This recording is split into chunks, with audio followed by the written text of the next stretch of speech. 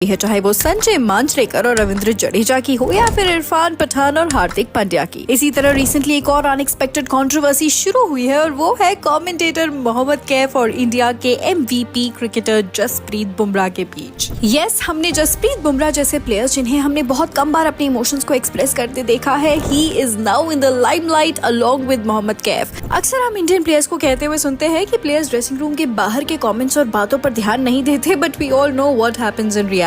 तो चलिए आज के इस वीडियो में हम बात करते हैं क्रिकेट की इस अनएक्सपेक्टेड कैफ बुमराह कंट्रोवर्सी के बारे में। Let's begin.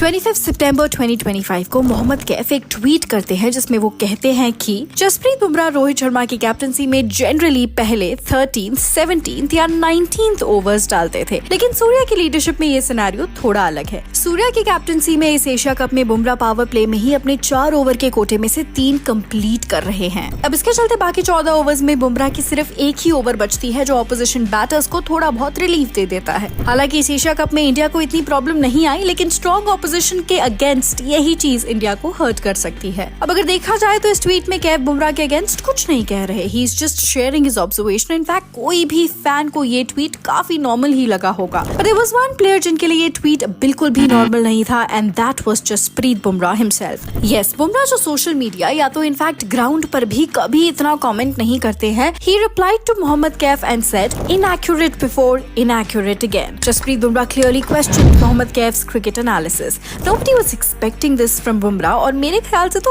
कैफ ने भी ये जरूर एक्सपेक्ट नहीं किया होगा। हालांकि कैफ ने फिर से बुमराह के कमेंट पे रिप्लाई करते हुए कहा कि please take this as a cricket observation from a well wisher and an admirer. Kaif जानते हैं कि बुमराह इंडिया के सबसे बड़े मैच विनर है, and as a former cricketer he also knows what it feels to give it all on the cricket field wearing the Indian jersey. Yes, Mohammad Kaif ने ये controversy आगे बढ़ने से रोक तो जरूर दी, मगर सभी फैंस का एक ही सवाल है कि बुमराह ने कहा inaccurate before, तो वो किस चीज के लिए था? वेल, हम सबको पता है कि 2025 की शुरुआत में बॉर्डर गवस्कर ट्रॉफी में Bumrah faced a major back spasm injury, जिसके चलते he missed the many matches and even the Champions trophy.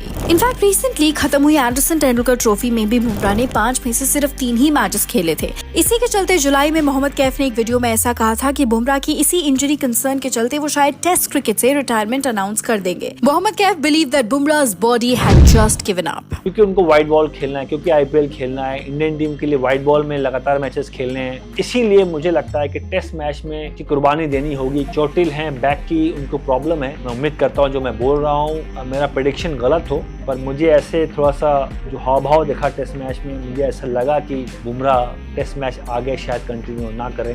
उस समय मोहम्मद कैफ के स्टेटमेंट पर बुमराह ने कुछ भी नहीं कहा था, लेकिन जब फिर एक बार कैफ ने उन पर कमेंट किया तो बुमराह ने उनको रिप्लाई करना जरूरी समझा, saying that he was inaccurate before and he is inaccurate again. What do you guys think? क्या बुमराह का रिप्लाई कैफ के कमेंट पर सही था, या फिर कैफ के ऑब्जर्वेशन बुमराह के बॉलिंग परफॉर्मेंस को लेके बिल्कुल सही थी? Let us know your reactions below and stay tuned for more interesting cricket updates.